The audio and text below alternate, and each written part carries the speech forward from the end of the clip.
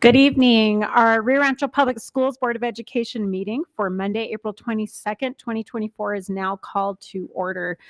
If all would please rise for the Pledge of Allegiance, Gary Tripp will lead us.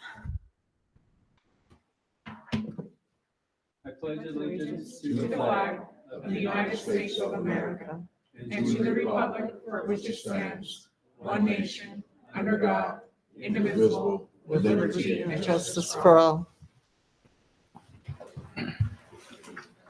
JC, can you do a roll call for us, please? President Galbraith, Present. Vice President Morgan, Present. Secretary Tyler, Present. Board Member Tripp, Present. Board Member Miller. Present. We have a quorum. Okay, thank you so much. It's nice to have everyone here on the board today, and it's great to have so many here today in our audience. We'd like to welcome everyone out. We tonight will start our meeting with some introductory comments by our Superintendent of Schools, Dr. Visu Cleveland. Good evening, and thank you all for being here. So the board visited the new Career Technical Education Center this afternoon to look at all the progress that's being made at that facility. As you know, the facility will house a variety of skilled trades programs and will be a collaborative effort with Central New Mexico Community College. And so board had a chance simply to visit the building and see the progress that was being made. Also, prior to this meeting, the board held a finance committee meeting. The board learned that there are some major financial challenges unless there are some changes made quickly at the state level. And so we've had some conversations this morning with staff from the Public Education Department to begin a conversation about potential funding loss for our district. We have some commendations this evening. Len Wheeler, our Director of Nursing, will present the Nursing Excellence Award to Julie Lords, who is the Rio Rancho High School nurse. It's just absolutely wonderful to recognize one of our many outstanding nurses in the district, and so we congratulate Julie Lords for this recognition. Our school nurses play a major role in providing health services and other resources to our students and families, and we are really very lucky in our district. We provide nursing services at every single campus, and our school nurses are reimbursed to the district through Medicaid. We have other commendations this evening. Todd Resch, our Executive Director of Athletics, will share with you the good news regarding the Cleveland High School boys powerlifting program. He will also introduce and recognize Coach Stephen Steele and his team members for their amazing performance at the New Mexico Activities Association 5A State Championships. And there is the New Mexico 5A State Championship team for powerlifting from Cleveland High School. We also have Larry Davis, who is our Director of Career Technical Education. We'll be introducing Ashley Knoll, who is the Cleveland High School robotics teacher, and she is also the National Millikan Award winner, which is the top educational award nationally. And so we're really honored that she was received that award. We are going to have a robotics demonstration as well as the commendation. And the Cleveland High School robotics team qualified for nationals, so we congratulate them. They're also going to be competing in some other competitions prior to that, and I'm sure they'll share that with you during their presentation. And so this is the Cleveland team at New Mexico State Robotics Competition, and they will share some of that with you this evening, but we're very proud for them, that accomplishment. And then Larry Davis will also provide the board with a spring update on the status of our career technical education programs in Rio Rancho, as well as our partnership with CNM. And we are working, as you know, to complete the center. But we're not just waiting for the center to open. We certainly have a lot of programs that are currently being offered to Rio Rancho students across the district. Some of them are being offered at the CNM campus here in Rio Rancho. And some are being offered in the district. There are 13 CTE pathways that are planned for students that are enrolled in the Rio Rancho Public School District. We have a district calendar update. The district is required to submit a new calendar based on requirements from the recent changes in the Public Education Department rules and regulations. There is considerable opposition to these changes from across the state, particularly in our rural districts who are opposing the 180-day rule. Rio Rancho Public Schools has already implemented most of these changes during this year, but we are going to have to resubmit our calendar, and so that will come to the board this evening. We have also our state bilingual multicultural education program funding application. Suzanne Wynn will be presenting the new 2024-2025 application for the board to consider. The statutory goals for these programs are to help students become bilingual and biliterate in English and a second language, as well as to ensure that those students meet the state academic content standards and benchmarks in all areas. So she will be presenting that application this evening. Here's just a quick breakdown from Suzanne Wynn about the number of students that are served in multicultural education programs projected for this that we will serve next year. And so you can see that breakdown in students. So we have a lot of students involved in these programs. We also have a fairly rich program at both comprehensive high schools, a variety of languages. And you can see that while our elementary and middle school programs focus on Spanish and some native languages, Rio Rancho High School and Cleveland have classes in French, German, Italian, Latin, Spanish, and Chinese Mandarin. Okay, and then we have some requests for proposals for the board to consider, and those will be presented by Michael Madrid, who is our Director of Purchasing and our Chief Procurement Officer. And there are three of them. One is athletic apparel, one is our auditor, and one is legal services for social media litigation. While they'll be presented by Michael Madrid, the individuals that are in parentheses, Todd Resch, David Vigil, and David Mann are also available if the board has additional questions that they would like answered. And then we are asking to name the complex for CTE. The board will be asked to review and consider a name for the CTE complex. The project is a partnership with CNM, and they have already reviewed the proposed names as well. All of the names came from a community survey, and we got a lot of really wonderful names to look through. We kind of went down and narrowed some, and CNM did the same. And so we'll be presenting a name for the complex. A second name will be brought forward for the individual buildings. So like in most campuses, the campus has a complex name, and then buildings on that campus have separate names. So we'll be bringing a second name for the RRPS building in the very near future. You have any questions, comments, questions, anything? No questions, no, thanks. Okay. Okay, thank you. Thank you. I appreciate it. Thank you for keeping us updated on everything. We'll now go to approve the prioritized agenda. Madam President, this is Board Member Tyler. I will make a motion to approve the prioritized agenda and proposed time allocation. Board Member Jeff Morgan, I second. Okay. We have a motion and a second. All in favor? Aye. Any opposed? Okay. Motion carries 5-0. Thank you. And we'll now move into commendations. So our first commendation will be presented by Lynn Wheeler, our Director of Nursing, and she is recognizing the Nursing and Excellence Award for Julie Lords. Good evening, President Galbraith, members of the board, and Dr. Cleveland.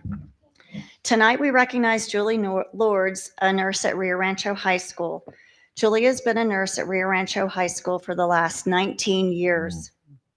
She was recently awarded the Nursing Excellence Award in the category of Pediatrics from the New Mexico Center of Nursing Excellence.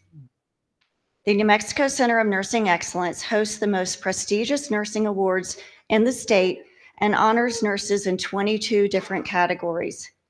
This is the first year that school nursing moved to the category of pediatrics from public health.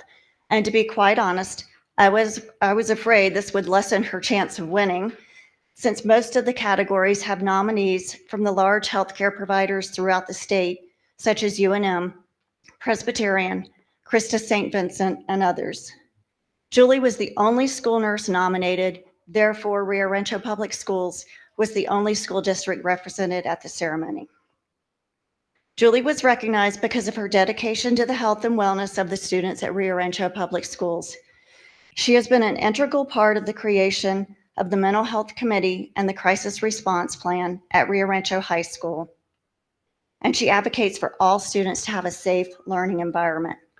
Julie has taught hundreds of Rio Rancho district employees CPR and first aid over the years, and has even taken the lessons to the JROTC and the family life classes. She provides education to staff for management of chronic healthcare needs and is always willing to go the extra mile for training to ensure she meets the needs of the students. Julie has helped organize numerous health fairs on campus and has brought in community leaders to provide education to the students and staff on topics such as drug awareness, breast cancer awareness, skin cancer awareness, child abuse and neglect, BMI lifestyle strategies, and more. She has also worked with the Department of Health to bring numerous school immunization and flu clinics to campus. There are so many wonderful things that Julie has done. I could go on and on.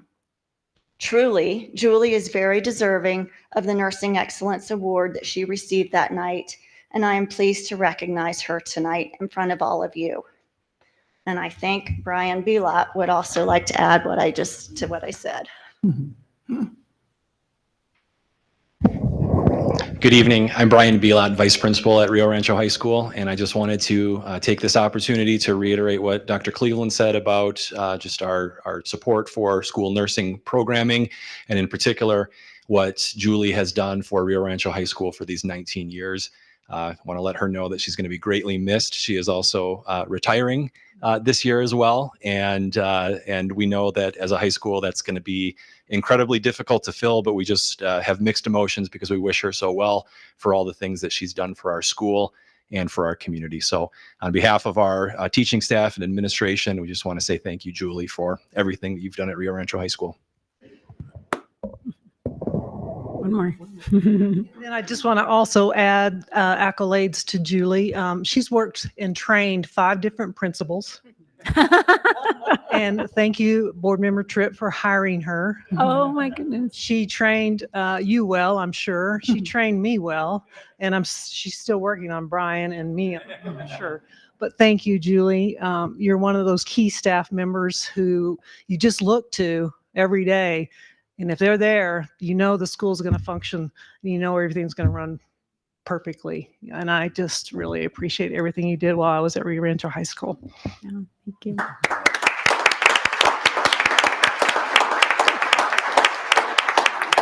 We'd love to hear from you, Julie, if you're willing. You're welcome to say a few words. Yeah, yeah.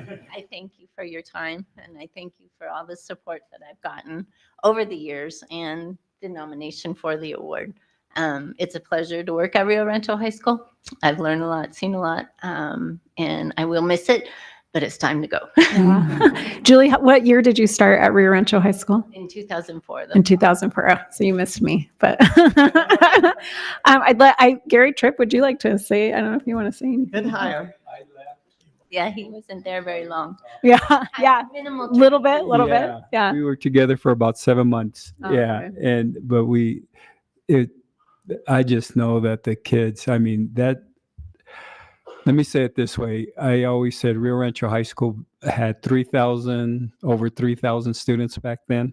And we had 1 nurse, 3 security guards, and about 4 assistant principals. And the city of Santa Rosa had 4,000 people in the whole city. They had a hospital, a police department, about 21 nurses, whatever the case might be. What you do for just the CBI program alone is a full-time job for the nurse at Rio Rancho High School.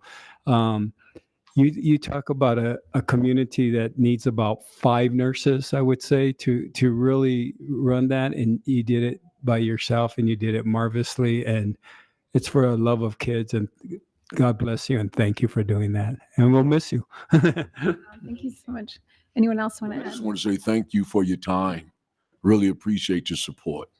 Thank you. Dr. Cleveland, do you want to add anything? Well, I would just add to say thank you for your many years of service to Rio Rancho High School, and really want to reemphasize again how vitally important our nurses are, and what an important part of our district, and the services and support they give students and families. Just, it's immeasurable.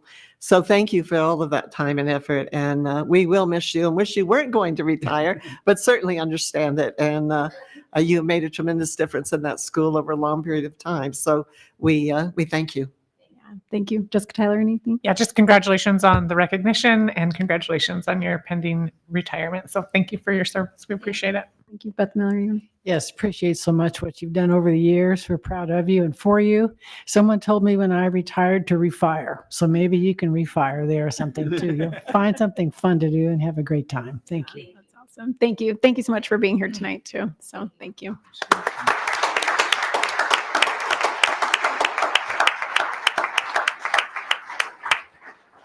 Okay, we'll now recognize Cleveland High School head coach, let's see, Stephen Steele, and the boys for powerlifting.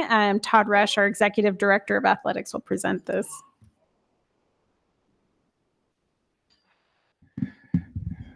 Good evening, Board President Galbraith, Superintendent Cleveland, members of the board.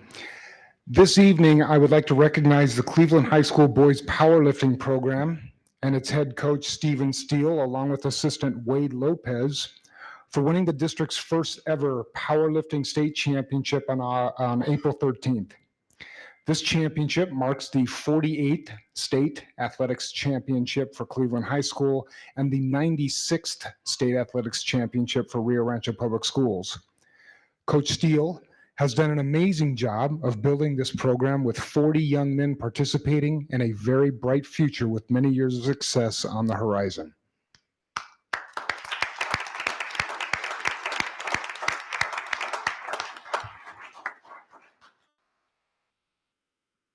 Thank y'all. I just want to say thank you for having us here today. It's an honor for you guys to invite us here and be a part of this and be recognized.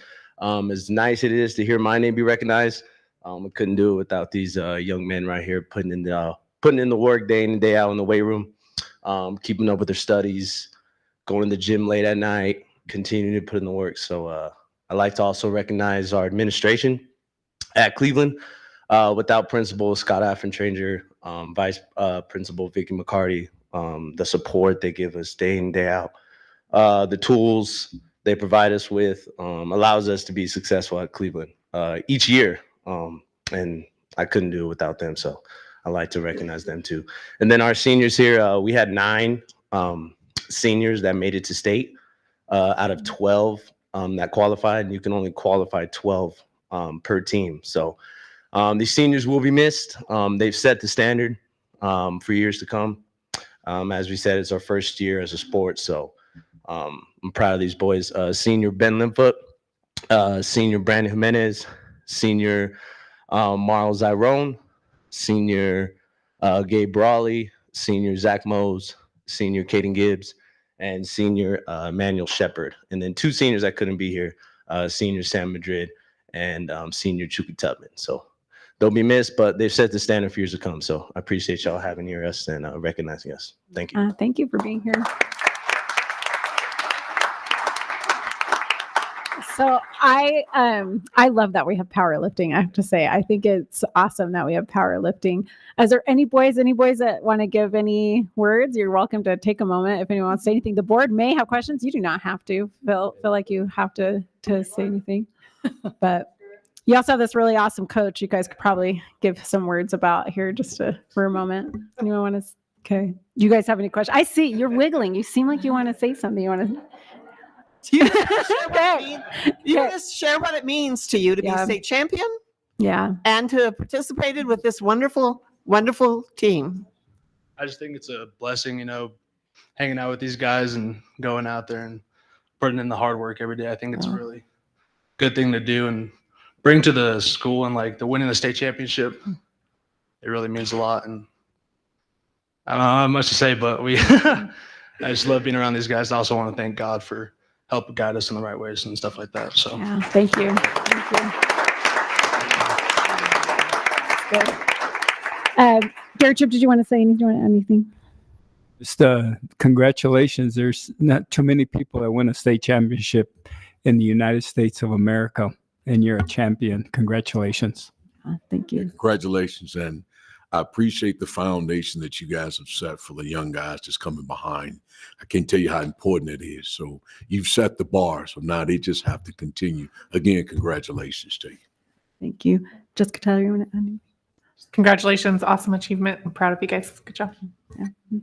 Yes, congratulations to each of you. You can take this with you, and hopefully in your own personal lives, you've created a foundation for the future for you as well. We're proud of you. Thank you. Thank you. Dr. Cleveland. I would just say we're so proud for all of you. We really are. And I'm just in awe of what you do. I mean, I watch and I'm just amazed by what you accomplish. And so we're very proud for you. And we thank the coaches for your support. And we also thank the parents who have supported this team as well. And so congratulations. It's just great. Thank you. Thank you for being here tonight. Thank you, guys.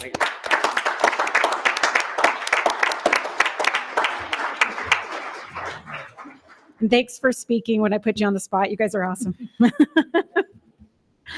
All right, our last commendation tonight will be a robotics demonstration. We have Larry Davis, our Director of Career Technical Education, along with Ashley Knoll, our robotics teacher, who will be presenting. I'm actually so excited about this.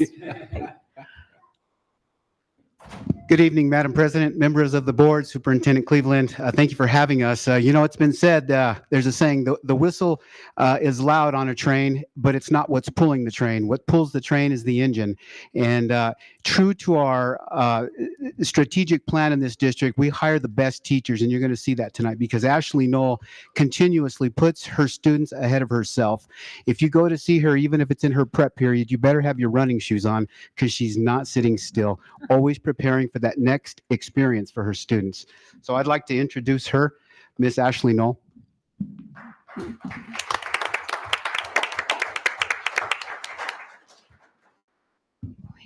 Hi, everybody. Thank you so much. I'm going to do very little talking. I am a very blessed educator.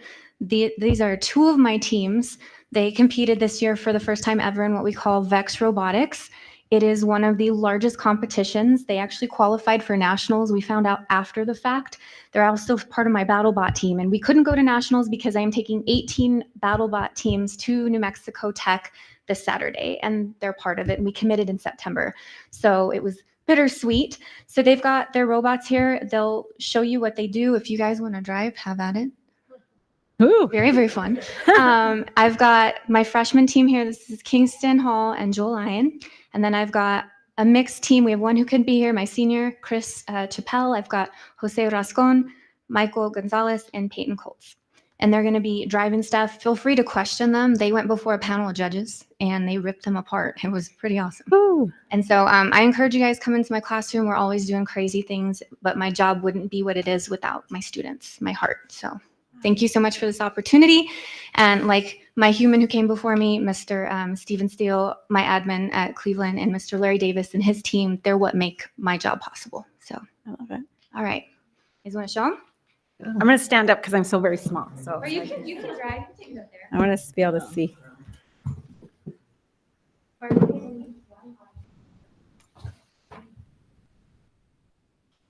I have no hair.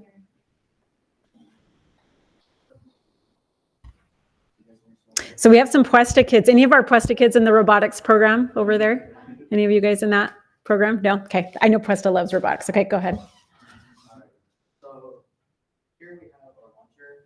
It's a double flywheel design that just kind of spits it out. The controller is a little weird because we had to set it up a certain way for the program, the software on the field itself.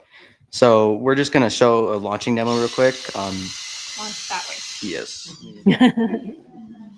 Sorry, it goes really fast.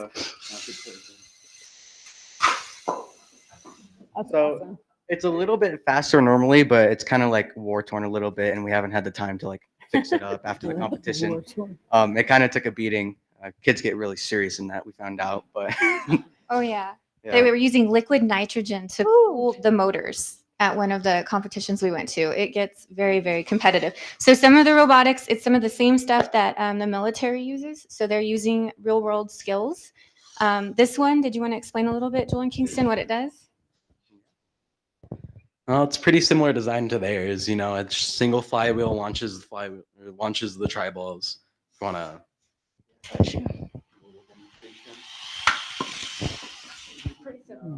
Pretty simple.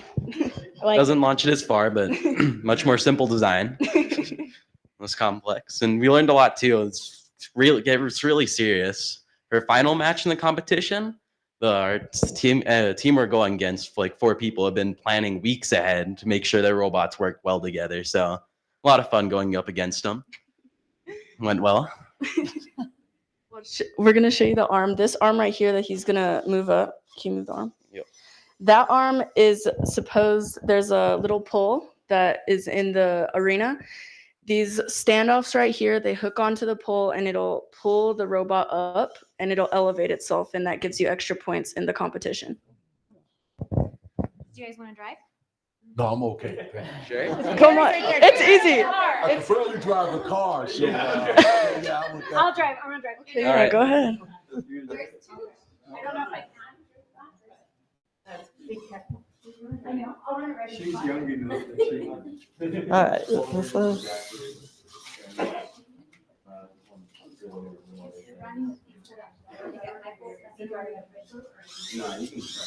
Oh, there she goes.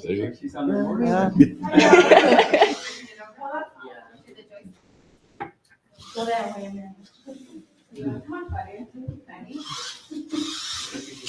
There you go. That's awesome.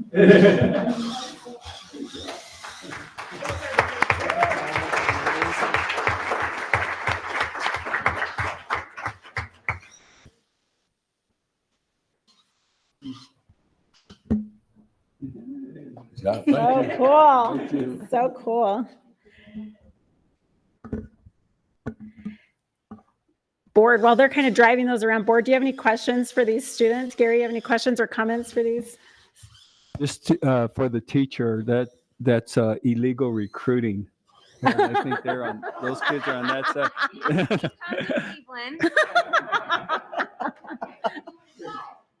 Oh, I love it. I love it. Congratulations. That's amazing. Congratulations. Jeff Morgan, you want to add anything? Hey, look, like I just want to say I'm amazed by this. Sorry, she kind of caught me off guard, but good work here. Thank you so much. I'm just trying to imagine in the future, what could we do with something like this? That's kind of what I'm thinking about. No, that's Yeah. cool. Jessica Tyler, do you want to add anything? Thank you guys so much for taking the time to come in and give us the demonstration. Congratulations for your hard work. Great. Good luck at your competition this weekend. Seems like you guys will be great representatives of our district and school. So best of luck to you. Beth Miller. Oh, thank you for coming, and your teacher, your parents for supporting you. And this is just great fun, and good luck to you this weekend and in the future. Thank you. Oh, thank you. And Dr. Cleveland. I would just like to ask, how many students do you have in the robotics program now at Cleveland? I have about 180 students. I have 4 clubs, and so this year I did Science Olympiad, I had robotics, I had Best Robotics who competed in Crucis, I have BattleBots.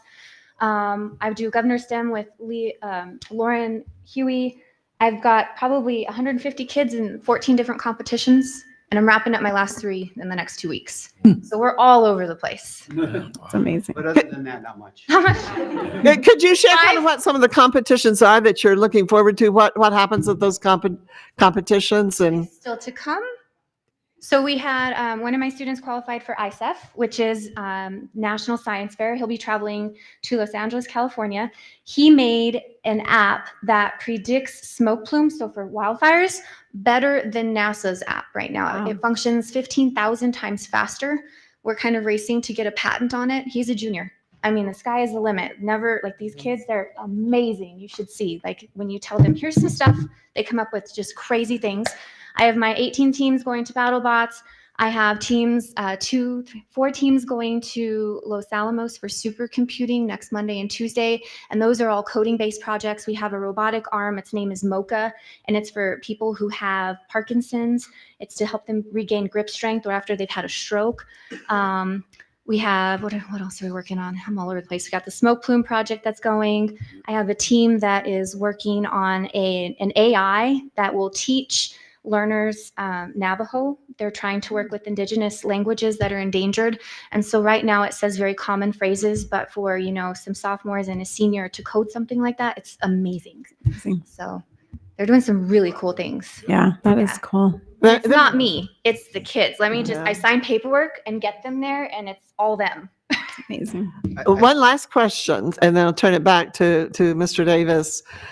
You've developed a partnership with one of our local companies here. You want to talk a little bit about your partnership, what that looks like with some of our local folks? I've got a couple that I work with. So one of my larger ones was Tesla, and they helped me with some competition fees because without that, I couldn't have done it. It's a little bit pricey to get it off the floor and running. And now that we've established that, it gets a little bit easier. I'm working with some other humans right now. I'm not allowed to say it's in the works, but we'll see where it goes. My students also work with junior achievement, and they're more than just banking. We did job shadow. They got to go and look at Explora behind the scenes. I've worked with the UNM College of Engineering. We're currently working on a partnership with them, so students could potentially one day go and work at the College of Engineering with the college students, on actual projects like drones and different things like that they're doing. Stuff that I can't and we don't offer yet, so it's kind of spring-loading them into like their next steps. That's absolutely amazing, and you all to be commended for this. I mean, it's just so impressive. So thank you for coming this evening and sharing this with us, and we wish you good luck for your team going this Saturday to New Mexico Tech, and then as you move toward nationals. Where are nationals this year? They're in Houston. We're actually not going. It's the same day as BattleBots. Oh, okay. So Okay. next year we're gonna take a step back, and I'm gonna talk to New Mexico Tech because we bring so many students, and I'm gonna I ask see. them, please schedule it a Yeah. little further in advance, Okay. out there, so we can do both. Okay, thank you for that information. Yeah, thank you. Thank you for being here. Thank you, guys.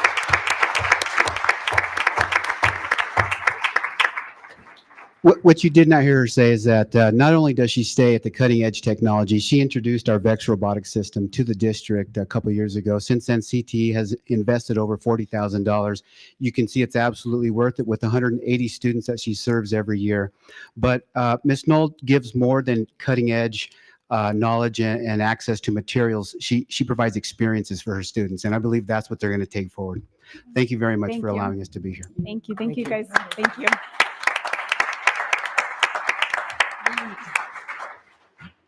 I think every day my husband and I, he's a computer guy, and we always are talking about how, the robots, how in a good way, like not in a like scary way, but how they are our future, all those things that are happening with that. So it's wonderful to see our schools are moving on that. So thank you guys again for being here.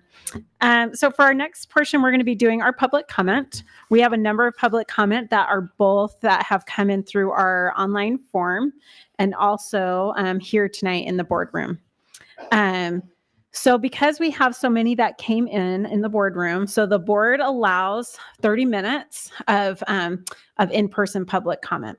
So because of that, we're going to go down to about 2 minutes and 30 seconds. Okay, 2 minutes. That way we can hear from everyone. Everyone will have an opportunity to give their comments. Okay. So in just a few minutes here, we'll read through. JC over here on my left, so I guess on your right, she'll have a timer that will go. And so you'll have about 2 minutes and 30 seconds. And then when that timer ends, it can be a little weird because you're sometimes mid-sentence, but we'll ask you to go ahead and sit down after that timer goes off. A couple of things on it. So tonight, and I know a number of these public comments are in regards to Puesta del Sol. So we do not have anything about Puesta del Sol on our agenda tonight. So we will not be addressing anything back to you. And so it's always a kind of an awkward thing. And sometimes you see on YouTube, you see someone kind of giving it their all, and then you see a board sitting there and they're just staring at them. Okay. So that's because by law, we can't discuss those things that are not on our agenda. And so we will not be able to comment back to you. We'll probably just say something like, thank you, and you'll go and sit down. But I want you to understand that because sometimes it feels a little bit strange strange and why no one's talking back to you. Okay. So these things, though, at a later date will be addressed as we create new agendas and go through more information on as we look at Puesta del Sol here in the future. So with that, before we call up our names, I just want to go through our public comment form. I'm not going to, when we receive a large amount about the same thing, I just will give numbers and what those are about. They are public comments, so they are available to the public if anyone would like to read those. But this last 2 weeks, we've received 28 public comments. I know there were more rolling in after the time period, so we'll read those in the next meeting. But we received 28 public comments. 26 of those comments were regarding Puesta del Sol Elementary and pre-K expansion. We did receive 2 other public comments, which were in regards to other things, so I will kind of just do a quick on those. One we received was from Bobby Turner, just asking about, this was a district, about our school, our district office, that looking at the departments all having the same rules as far as who's in the building at the same time and those days and times that they are in the building. Our other public comment is from Zara Lauren Samuel, and it's about the Rio Rancho Grads program, and it's about how much it's helped in the past few years that she's been attending her school. And so we're grateful for those public comments that have come in to our district. We do read every single one of those. And then all of our, as I said, all of our other public comments that we received are in regards to Puesta del Sol. So with that, I'm going to start going through this list that we have here. Once again, you'll have 2 minutes and 30 seconds to give your comments. So our first comment will be Robert Ortega. We invite you to come on up to the microphone. And then when you start speaking, we will have JC will go ahead and start that timer.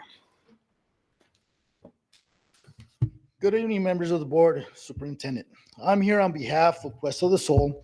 I've been a proud member of this community for several years now, and I hold education very near and dear to my heart.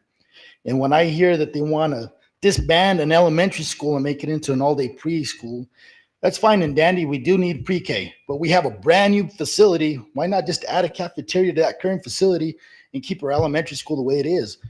All of our development is to the north. In the south part, and speaking with our city leaders here at City Hall, we have 3% growth going on in the south, 97% growth going on in the north. Makes no sense to bus all the kids to the south when we need more in the north.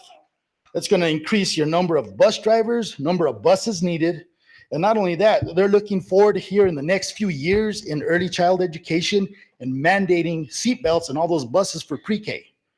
That's going to be a lot more of expense to have all your buses outfitted with that, because you guys are using the same buses to transport all school levels, all grade levels. In prior meetings, you guys said that it would be hard to collaborate your pre-K teachers if you had them at various locations. That's not so. You guys do it with your elementary teachers right now. You guys have professional development days, include your pre-K on the same schedule as your elementaries. You're sending grade levels 1 through K all over the place, different school sites to collaborate with each other. Do the same thing with pre-K. So it's not hard if you organize it correctly. The thing is, what I'm seeing from this board in several meetings that I've attended, both virtually from watching it on YouTube and in person, is it's like an old school mentality. You guys are focusing on stuff that's happening in the past and not looking towards the future with an open mind. You guys are set in one way and one way only. I invite you guys all to come to Puesta. Take 1 hour out of your day. Visit several different classes from special ed through 5th grade. Listen to the students. Listen to how they feel. A lot of these parents have kids from pre-K through 5th grade. It'd be great for them to go to one school instead of several schools. New kids coming in through pre-K, I know from experience, my youngest loved having their older siblings at the same school. Made him feel special and want to attend school. Made him feel warm in going to school instead of being scared. So why not have pre-K throughout the other schools? APS has 55 different locations, and they collaborate very well together. And that's from talking to the staff at APS. So when I'm talking, it's just because I wanted to get things done. Thank you. Thank you. Thank you.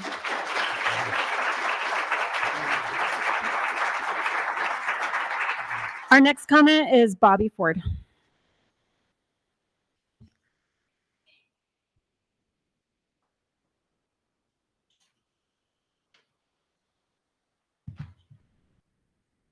Hi, my name is Bobby Ford. Thank you for giving me this chance to speak to you, and as well as for about Puesta del Sol.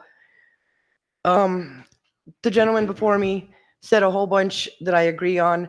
One thing I'm concerned about are Puesta del Sol's property. You could add a lot more portables. Thank you.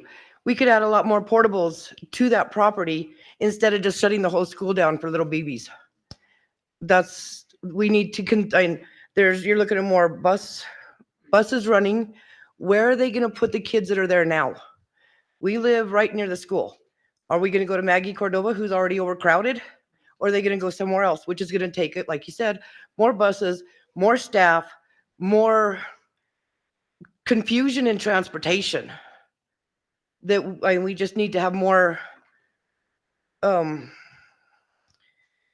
find out what's going to happen and work with the school. Don't shut it down just for one thing, please. Thank you. Thank you.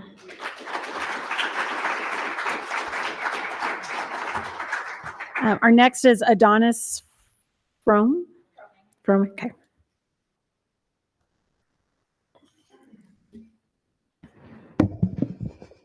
Good evening, Dr. Cleveland and esteemed school board members. As a teacher at Puesta del Sol, I would like to begin by saying we fully understand and support the need for preschool. However, on behalf of all our students, families, staff, and community, I am respectfully requesting that you omit the dissolving of Puesta as an elementary to turn it into a preschool from your plans. This would only serve as a temporary Band-Aid for a long-term need. Countless additional issues will arise, not to mention the high likelihood of a need for another elementary school as we outgrow space in the current school. We feel that it is not ethical, moral, nor equitable to prioritize the needs of one group of students over another group, especially when the high percentage of the students who will be negatively affected are already marginalized, at risk, and have highly diverse needs and strengths. Dismantling Puesta as an elementary will certainly have detrimental impacts for many years to come. We can't begin to comprehend those lasting effects, although we have begun to research those. Please keep in mind the fact that Puesta is much more than a school. Many of my colleagues, families, and students will talk about that. We are a family within a well-established, deep-rooted community. The uncertainty of Puesta's future is being felt heavily on a consistent basis. Morale is at an all-time low, and this has caused substantial stress and instability for our students, staff, and families. All students deserve a strong sense of security, stability, and high-quality education, which we are currently having an extremely difficult time providing. Ever since we heard this news, a lot of us have barely slept, are heartbroken, and I'm trying with all my might to be the best I can for my students amidst all this, but I feel like I'm failing. We are officially requesting that our proposal to take Puesta out of consideration for dismantling be added as an action item to the May school board meeting. We cannot continue on this way as it's a huge disservice to our community. We would also like to propose the formation of a committee represented by all stakeholders to work toward a responsible and equitable solution for all students. Many of my colleagues, community members, and students have discussed realistic and equitable options. We have also researched multiple studies from 2018 to 2023 stating the benefits of site-based preschools at student neighborhood schools. A concerned community member created a petition in support of keeping Puesta as an elementary school, and within 10 days, they have received 1,650 signatures at the last time I heard, and it's still rising. We trust you to do what's right by all students. Thank you. Thank you. Our next is Carissa Dominguez. Carissa Dominguez, go ahead. Come on.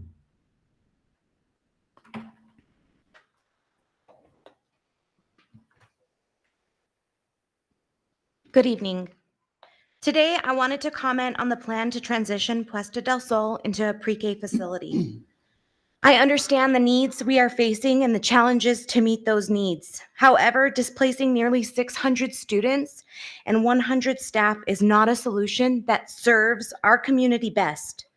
The needs of our pre-K students do not supersede the needs of our elementary students and should not be met at their expense. This plan disrupts the lives of the families currently established at Puesta.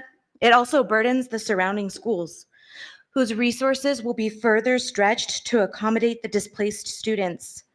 Classrooms and buses will be more crowded, and though it may not be the most important concern, our children will lose friendships and mentors that they have come to highly value over the years. Not only is this a detriment to our elementary students, but early education could be more accessible if it were available at every elementary school. Distance can be a barrier for many families. A single location isn't equitable for those who live further away from that location, especially as being farther on the south side, and like the gentleman said before, most of our growth in the north.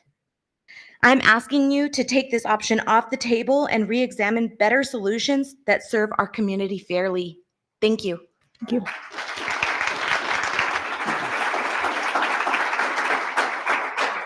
Okay, my next one, I see a double line here. So we have Daniel and Jocelyn Rudd. Okay. Hi, my name is Jocelyn Rueda. My biggest concerns is that the schools are already overpopulated. So when you have like the multicultural events, it's already super full. So if they move most of the students to Maggie Cordoba because it's bilingual, the only other school that will now be bilingual because Puesta would be shut down. Where are we going to fit all these children? They closed the preschool that was here on Rockaway. If we now need a preschool, why was that one closed? So it's too many students to relocate. Not many bilingual groups here. Colinas no longer offers it. So where would our kids go to now? Thank you. Now, Daniel, I have you signed up too. Did you want to say anything? Okay. Okay. Our next is Eileen Layden. Eileen, sorry.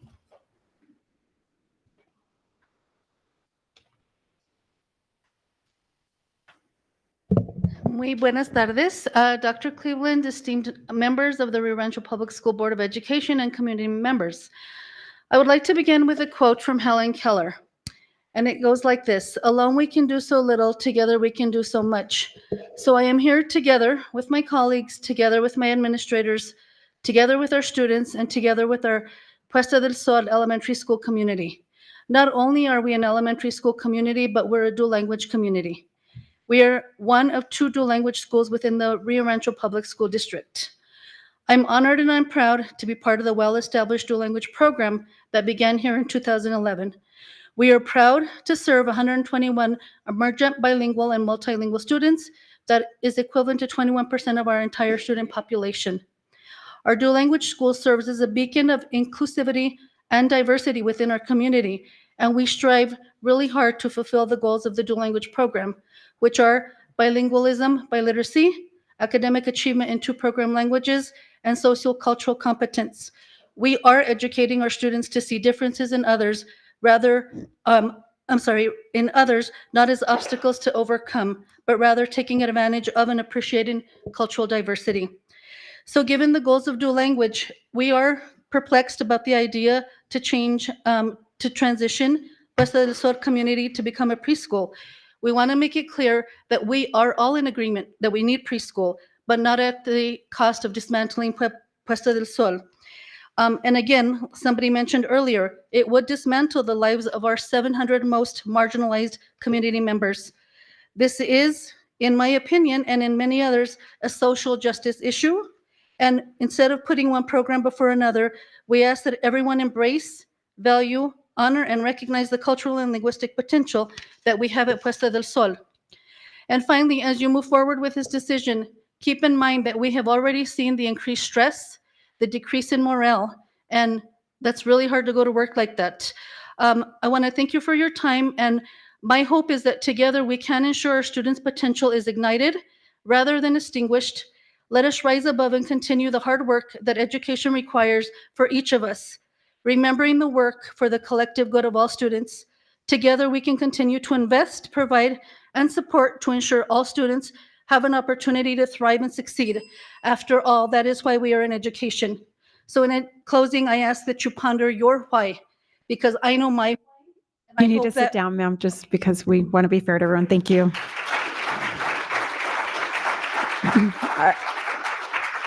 Thank you. Our next is Francis Segovia.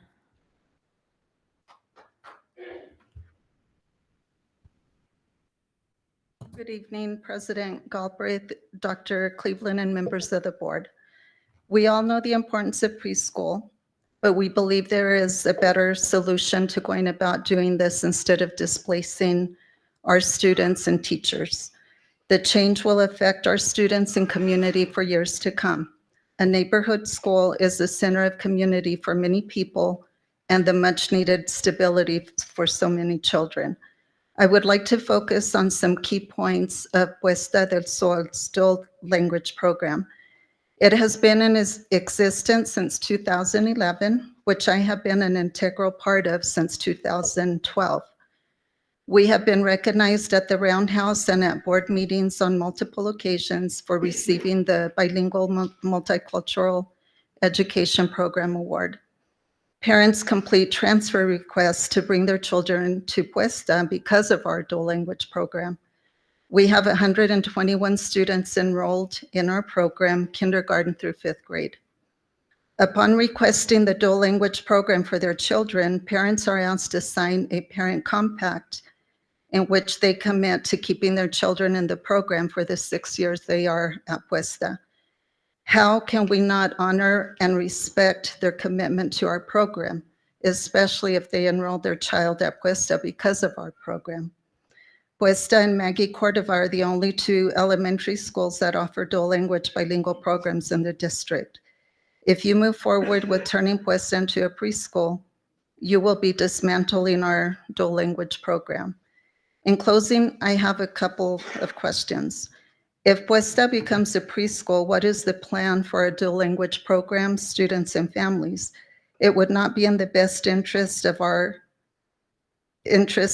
good practice to move students to different schools. All of the instructions students have received in learning a second language will be lost. We believe students are better served in one school where they can receive the required services that a bilingual multicultural program can provide, which is what we have been doing successfully at Puesta for 13 years. Number 2, hiring bilingual certified teachers is a challenge. How does the district plan to meet the dual language needs of our students at multiple schools if Puesta is dismantled? Thank you. Thank you.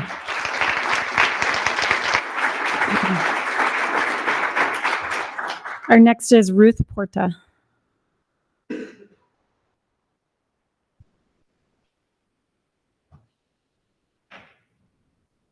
Good evening, Superintendent, President, members of the board. My name is Ruth Porta. I am the owner of La Esperanza Preschool, located in Wellspring, and the president of the New Mexico Childcare and Education Association. I am here to present the impact of Rio Rancho converting Puesta del Sol or any other facility into an early childhood education school. I want to clarify that I am in favor of early intervention, preschool like Shining Stars. There are about 35 centers and homes offering childcare in Rio Rancho, serving families with children from infants, toddlers, preschool, pre-K, before and after school care for school-age children. We serve an estimated of 2,000 children under 5. In order to serve infants and toddlers, childcare needs preschoolers and pre-K to balance the expense of the low teacher-to-child ratio for the care of babies and toddlers. For example, the ratio of a baby is 1 teacher for 4 babies, and for a 4-year-old is 1 to 10. Rio Rancho needs our services to be in the workforce, especially the new families, since Rio Rancho is growing at 1.6% rate. If Rio Rancho Public Schools starts in the business of providing early childhood education and care to 3 and 4-year-olds, childcare centers will go out of business because of the mass exodus of children to staff to Rio Rancho Public Schools, leaving Rio Rancho without the precious care of infants and toddlers. Childcare centers cannot survive offering infant and toddler care only, and neither Rio Rancho families could afford the high cost of care. We don't want to repeat the childcare crisis that is still happening in New York and California. Our centers offer a home-like environment with curriculum, emphasis in play, the critical ingredient of healthy brain development. I advise you to reconsider your plans to expand early childhood and instead invest in early intervention. Preschools like Shining Stars, which is in great demand, especially after COVID-19, children are entering our programs with developmental delays, taking months to receive services from Shining Stars. Home child care is key for the Rancho community and economy, providing after hours, night and weekend care. Thank you so much. Thank you. Thank you.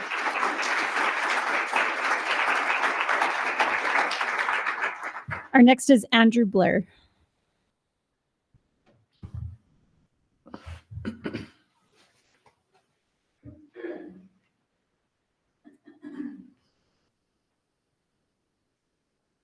Hello, good morning. Good afternoon. It's morning for me. I work nights. I'm here for my daughter. She goes to Puesta del Sol. First and foremost, I see a lot of issues with what's going on. I've heard nothing but chatter from all the parents about why you guys want to go ahead and take Puesta away from the kids. I don't know all the particular reasons. I can say number one that does bother me is the security issue. I hear all the time that a lot of it has to do with the upgraded security at Puesta.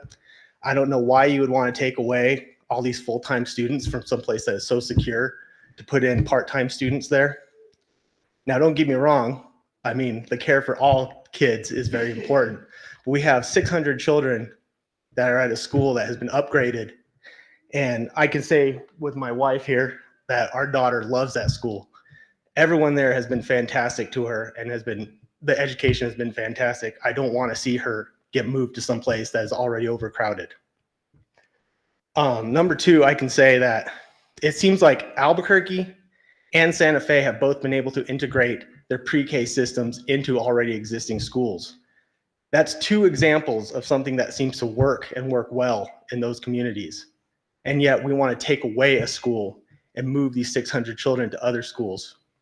I don't see how we couldn't do the same thing that has already been proven to work at Puesta del Sol as well. We can take in more kids. We can take in pre-K kids as well. I can say we had a hard time with our pre-K as well. You know, I work nights, my wife works days, and we had to, you know, work some stuff around. We had to drive pretty far to get our kid into pre-K, but we made it work. Now, if there was something that was integrated that was right next to our house, that would have been fantastic. And I think everybody here can agree that that would be a great solution.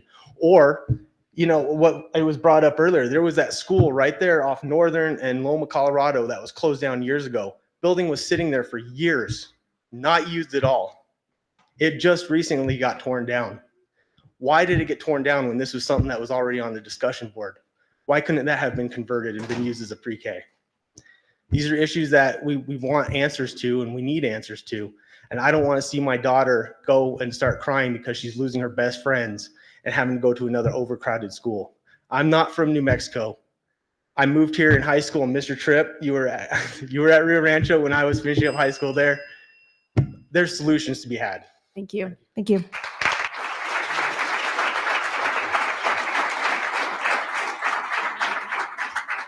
Our next comment is AJ, and then I have in parentheses Aiden and Sandoval.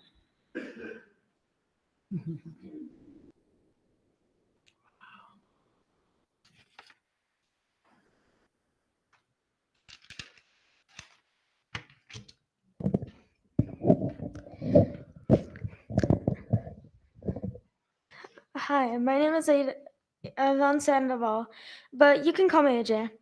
I'm the current class president here at Puesta del Sol, home of the Eagles. Puesta is a very special to me for many reasons. It is a place where lifelong friendships are formed and memories are made. Growing up, I was very quiet and shy. With having supportive teachers and caring peers, I have found the confidence to be able to grow and express myself. I can say that Puesta gave me the tools to succeed in middle school next year. Miss Learn, Miss Reed, Mr. Reinhardt, Miss M, and Miss Munoz, thank you for teaching me all these life lessons. that I will use in the future. To the student board, I ask you, before you make your decision, think what will happen to our students and staff in the community. Will this disrupt the learning environment for older students and limit their opportunities? Please save Puesta, and thank you for your time. Thank you.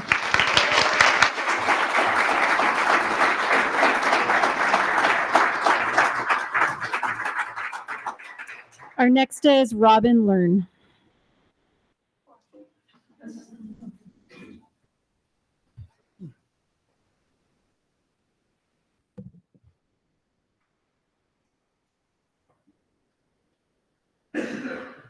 Sorry, I'm really good with kids, but I didn't expect to follow Don, my former student.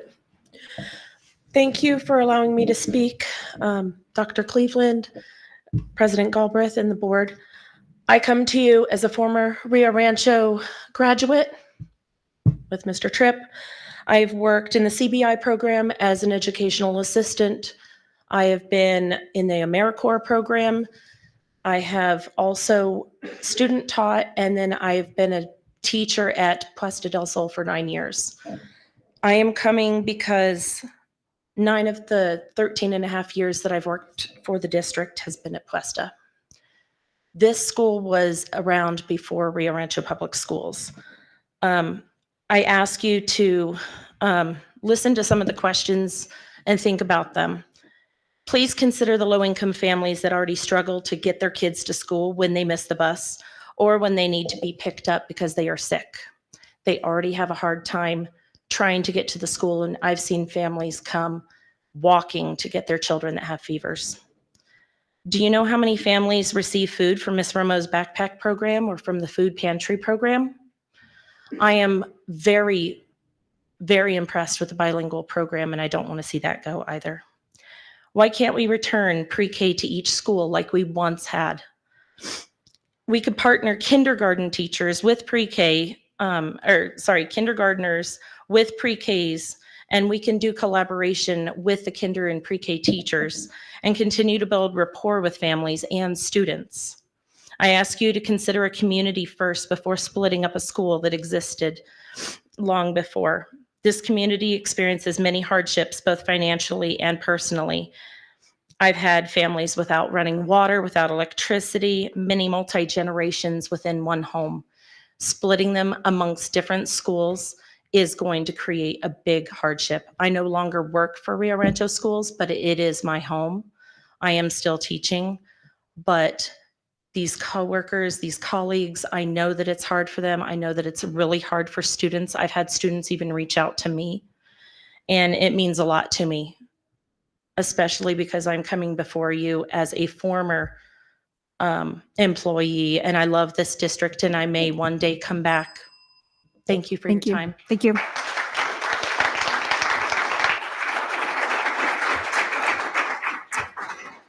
Our next is Joseph Romero.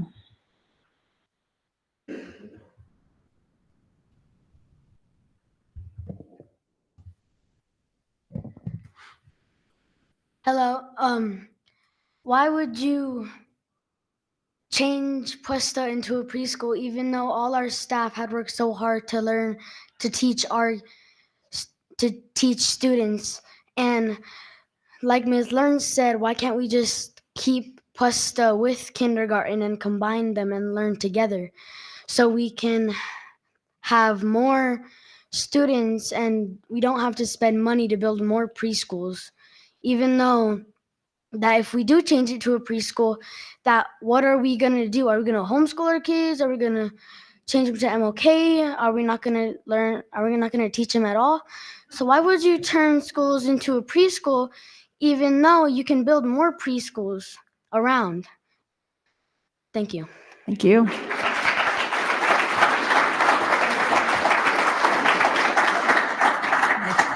Okay, and our last is Tawny Nunn. Or Men.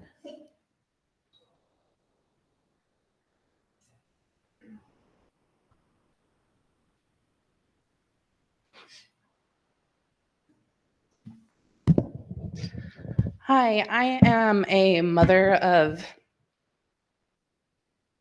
a daughter that goes to the school, that loves the school, loves every single teacher she's had. Their IEP teachers have worked with her for 2 years. She is finally where she needs to be. Well, not just education, but mentally.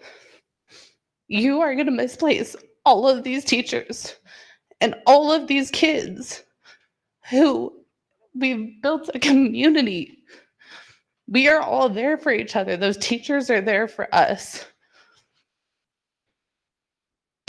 Miss Shaparsky has been amazing to my daughter. That was her kindergarten teacher. She and the IEP teachers have helped her so much. And she has grown so much in just this last year that she is finished in kindergarten. I just went to sign up my son for kindergarten and then learned Puesta's closing. How am I supposed to tell my kid, yeah, let's go sign you up for Puesta? But wait, halfway through your school year, we're going to have to transfer you somewhere else. I already had a hard enough time with daycare, trying to find a daycare that could go pick up my kids so that I can work just to make ends meet. I am a single mom, just as probably half of these people are some sort of a single parent or single grandparent, just trying to make ends meet. Now you're going to stretch it even further to where these daycares can't accommodate to pick up for the parents that need to work to make these ends meet. It just doesn't make sense to me, and there has to be a better way without kicking our kids and our teachers that means so much to our kids and ourselves. Thank you. Thank you.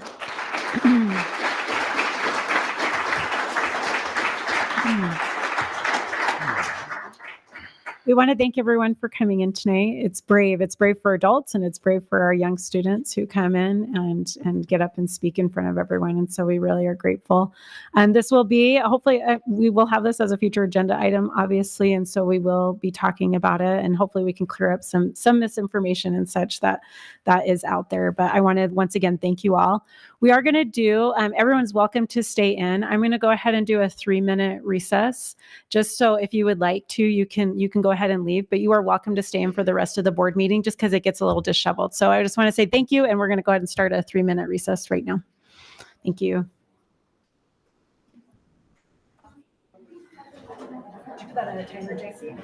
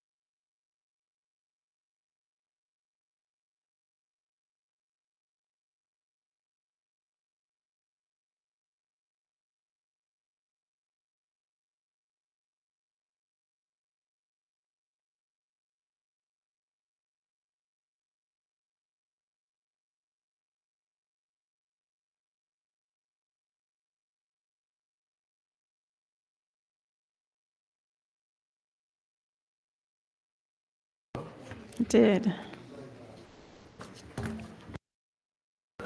Okay. I think we'll just go ahead and get going. Yeah.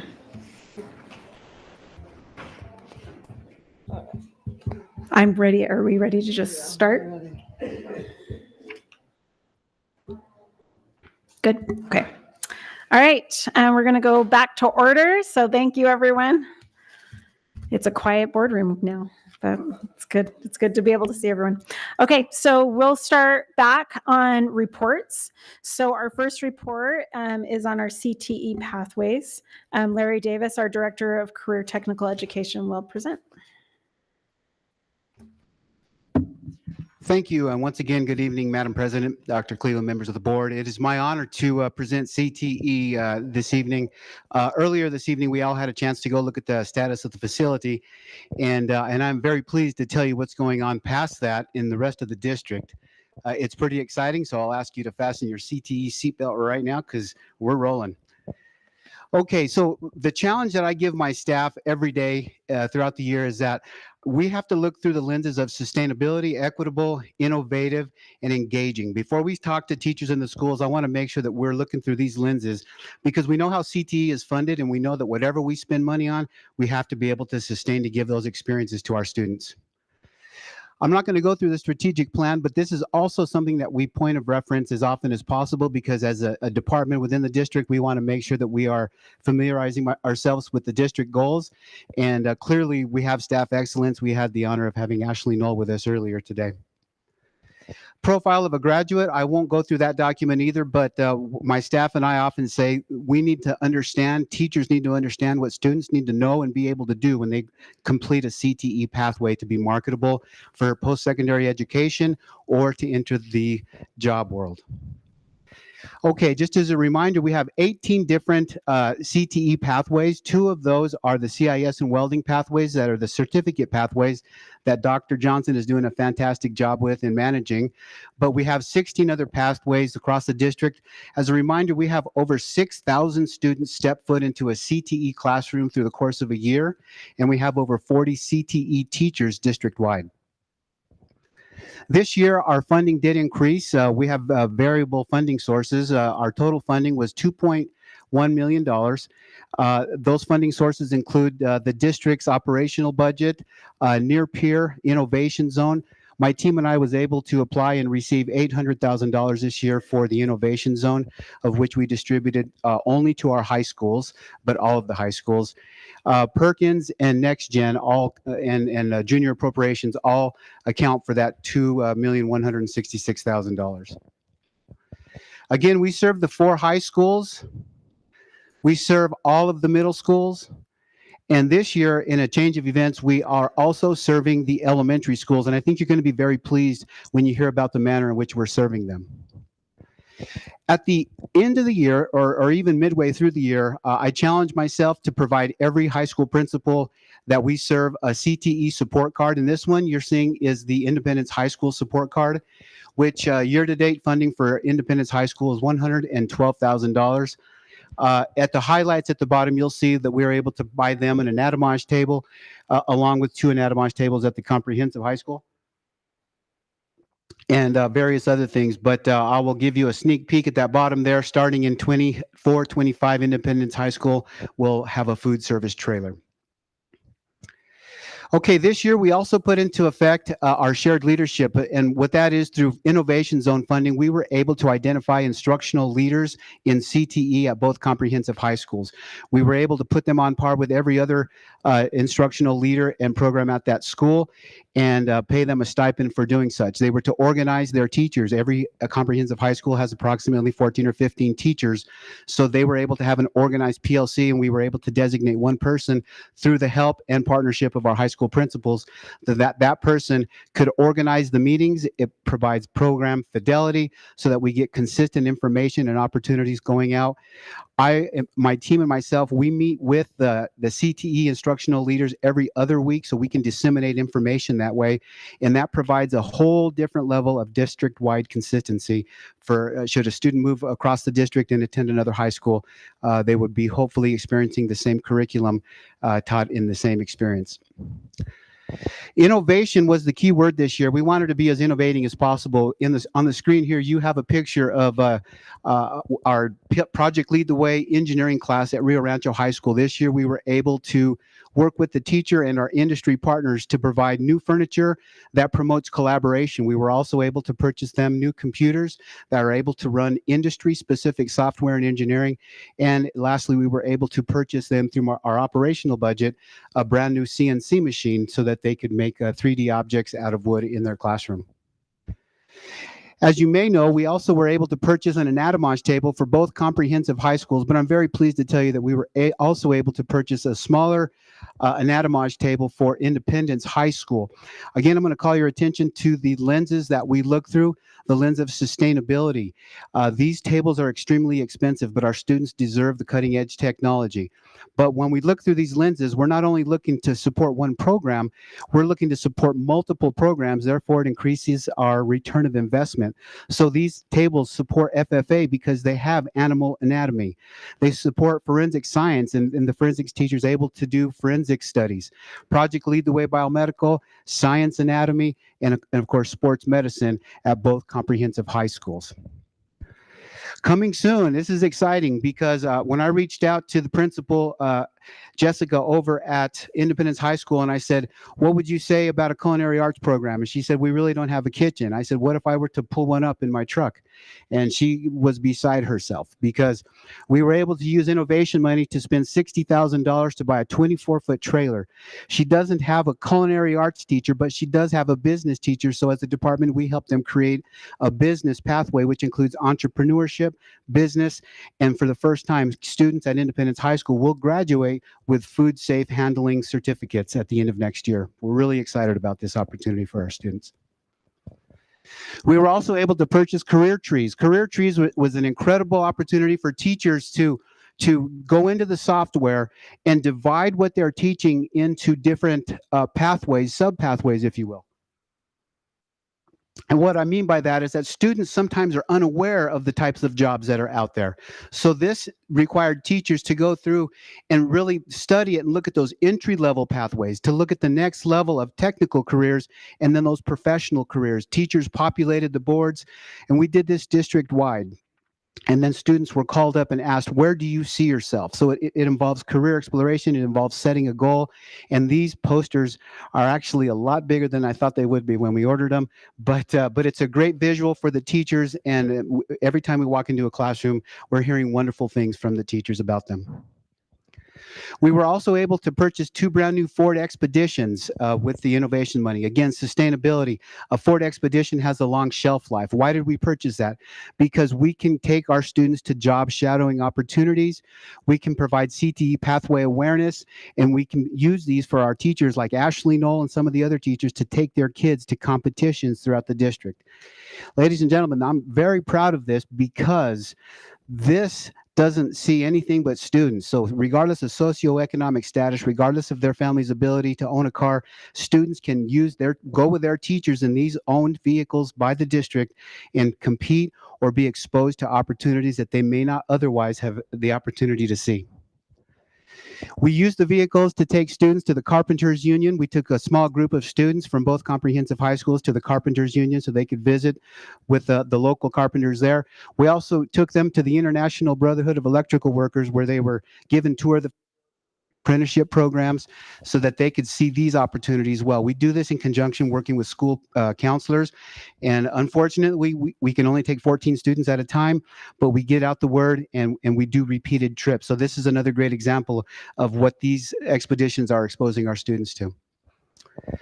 Another element of this is that we were able to use the Ford Expeditions to pick up high school students to take to middle schools where we paid the equine facilitated social emotional learning. For instance, the FFA students at Cleveland were picked up, and the Ed Rising students at Rio Rancho High School were picked up, and they were trained. They were trained the trainers, and then they interacted with the middle school students on creating safe boundaries, creating social and emotional awareness, and it was just a fantastic experience. And we were able to hire the equine trainer to take that to 3 of our middle schools and to include our high school students. There's nothing more moving than when a middle school student looks up to that high school student, and there's no more confidence building than when a high school student gets to brag to a middle school student and teach them something. These are the types of experiences that CTE is providing for our students district-wide. We also started this year 2 brand new esports program, one at Mountain View Middle School and one at Eagle Ridge Middle School. Both schools were given $10,000, and for the first time, both of those middle schools have an esports program. We're still promoting our certificates district-wide. We still feel that when a student has a certificate, we understand that that puts that student at the front of the line, whether it's to job, building the resume, or applying for post-secondary education. So this is a sampling of the certificates that we have district-wide. Work-based learning, we're very proud to announce this year that we were able to use our near-peer learning, and we were able to identify our Ed Rising teachers at both comprehensive high schools.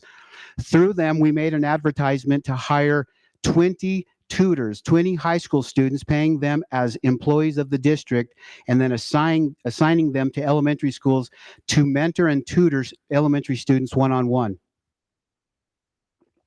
I was more than pleased to find out that our 2 high school teacher leaders had to sift through over 100 applications. We had over 100 high school students that were interested in becoming tutors. It was a tough decision, but they limited it down to 2. And I'm sorry, down to 20, and we were able to assign them to 8 school sites, and the impact is just phenomenal. They've helped over 150 of our elementary students, just creating that vertical look up, look down confidence. I want to be like them. And it's just an incredible opportunity. And again, this was all grant funded, and it gives our high school students a chance to make some money. Okay, CTSOs, we promote this huge across the district. And this year we're having a banner year in terms of our involvement. CTSOs give students the chance to go and have that competition. It gives them a chance to meet students from other districts, and in some cases, it gets them to that national arena where they realize that they can do it. They can amount to something. They learn about collaboration. They learn about competition. Again, our Forward Expeditions facilitate this, but we're also able to facilitate this through our budgets, both in grant and our operational money, to be able to send kids to compete at different levels. I can't overestimate or emphasize the fact that this may be some of our students' only opportunity to travel. And so when we can pull that off as a district to expose them to such a bigger world, regardless of the socioeconomic status of their family, then we are giving them experiences, and experiences will last them a lifetime. So the CTSO support scoreboard this year, I'm very pleased to let you know that we have national qualifiers, 14 in Educators Rising, 30 DECA qualifiers, and 14 Skills USA qualifiers that are all going to nationals this year. This year, another a proud initiative that my team and I came up with was recognizing a CTE student. If you walk across the district, very few students actually realize that they are in a CTE class. So our charge was to build awareness, but to also recognize student achievement outside of athletics and other areas that maybe some of our students aren't active in. So this year we were able to invest through grant money and buy them really nice water bottles and recognize CTE Student of the Month at both comprehensive high schools. This is a picture at Cleveland High School. And the next slide is a picture at Rancho High School, where they get to go to the principal's office and get their water bottle and be recognized with a certificate. So this really builds the sense of belonging, the achievement, and more than anything, the pride of ownership of being a CTE student. We're very proud of our CTE website. We give presentations. As a matter of fact, all week we are at Rio Rancho High School. Week before last, we were at Cleveland High School giving presentations to promote dual credit and student involvement. We always push students towards the website. And I'm very proud to tell you that we have over 11,000 views on our CTE website. Next slide. Alignment and outreach, career fairs. This year we have participated in elementary school career fairs by using the Forward Expeditions to pick up middle school students in family and consumer science and robotics, and we take them to the elementary school career fairs so that the elementary schools once again can see that vertical alignment piece and want to be like their older counterparts. And again, kids that may be quiet are building confidence because they are presenting something to their maybe their younger brothers and sisters, but certainly their underclassmen. This year, we also led a charge with reading the book Grit Leads to Greatness. Each one of you have a signed copy of the author in front of you. The way this worked was we organized 11 of our elementary schools, And we had, in partnership with the Associated General Contractors, we were able to bring tradespeople in to read the book to our students. Next slide, please. Here's a picture of even our mayor had a chance to read the book to the students, interact with them. You'll read the book, I'm sure, later, but it talks about the trades. It talks about how glorifying and dependent we are upon them.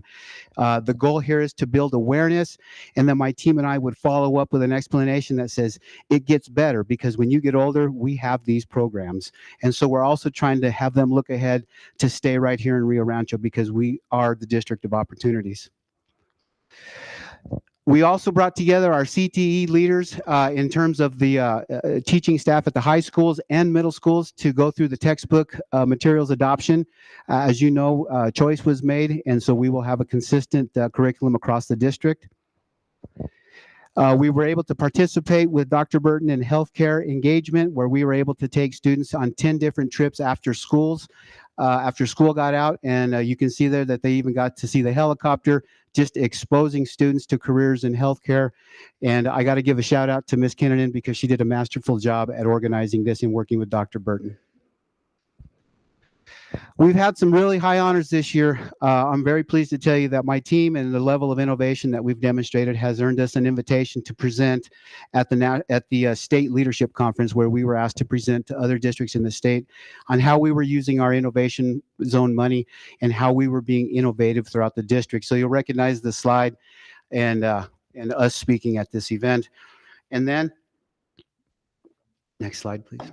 And then finally, last week, we were also invited to speak at the regional conference, Region 4 for ACTE, and we were able to talk about the innovation showing in this district and that how committed we are to student success.